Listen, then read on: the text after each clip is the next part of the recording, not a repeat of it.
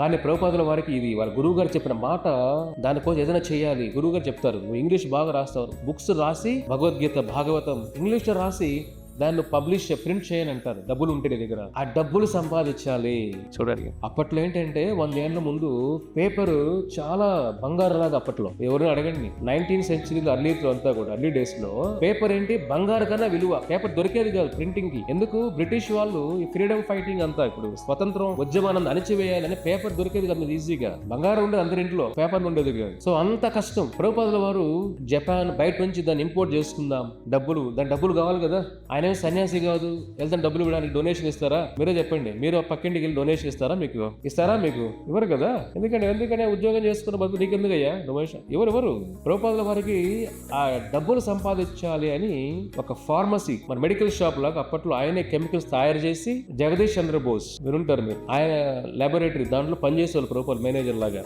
బయట వచ్చి ప్రయాగ్ ఫార్మసీ, అప్పట్లో చూడండి ప్రయాగ్ పేరు ఫార్మసీ, ప్రభుపాద ఒక మెడికల్ షాప్ పెడతారు. డబ్బులు సంపాదించి, ఆ డబ్బులు ఎందుకు, ఈ భగవద్గీత భాగవతం ప్రింట్ చేయడానికి పేపర్లు కావాలి. చూడండి, చాలా ప్రయత్నాలు చేస్తారు. ప్రభుపాద వారు ఏది పట్టుకుంటే బిజినెస్ అద్భుతం. అర్థమవుతుందా? అద్భుతమైన లాస్. అద్భుతమైన లాభాలు అనుకుంటారు మీరు కదా. ప్రభుపాద ఏది పట్టుకుంటే అద్భుతమైన లాస్, అంతా లాసే. ఏ వ్యాపారం చేసినా లాసే. ప్రభుపాదకు అర్థం కావట్లేదు, ఏమిటిది మన సంకల్పం ఏమిటి, కృష్ణుని సేవ చేయాలనే కదా. ఏదో కుటుంబానికి డబ్బులు ఇది కాదు భావన. ఈ భగవద్గీత మా గురువు గారు చెప్పారు, రాసి ఇంగ్లీష్లో పేపర్ అంతా డబ్బులు కావాలి, దానికోసం ప్రయత్నం చేస్తుంటే ప్రతి బిజినెస్ లో ఫెయిల్యూరే. 1922 నుంచి 1945 వరకు అంతా నష్టాలే. చూడండి, మనం చిన్న నష్టం వస్తేనే కింద మీద పడతాం. ఒక 30 సంవత్సరాలు 20 సంవత్సరాల వరకు నష్టాలే. వ్యాపారస్తులు మీకు అందరూ తెలుసు, నష్టం అంటే ఎంత కష్టం భరించడం అంతా. కొన్ని సంవత్సరాలు నష్టాలు ఉంటాయి, కానీ ప్రభుపాద వారి కృష్ణుడు ఒక రోజన్నా గట్టెక్కిస్తాడేమోలే, ప్రయత్నాన్ని వదలట్లా. చూడండి, అదే ఆయన పేరులోనే ఉంది కదా, అభయ చరణారవింద దాస్.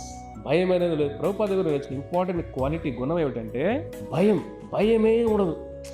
అస్సలు అద్భుతమైన క్వాలిటీ అది. భక్తులకి అదొక్క గుణం ఉంటే చాలు. జీవితంలో ధైర్య సహస్రలక్ష్మి కదా. ధైర్యం ఉంటే అన్నీ వస్తుంది వెనకాల. ధైర్యం లేనివాడికి ఏం వస్తుంది చెప్పండి? ధైర్యం ఉన్నవాడు ఫెయిల్యూర్ అయినా పైకి వస్తాడు మళ్ళీ. ధైర్యం లేనివాడు ఫెయిల్యూర్లోనే మునిగిపోయి అక్కడే కొట్టుకొని పోతాడు. అక్కడ ధైర్యం ఉండాలి.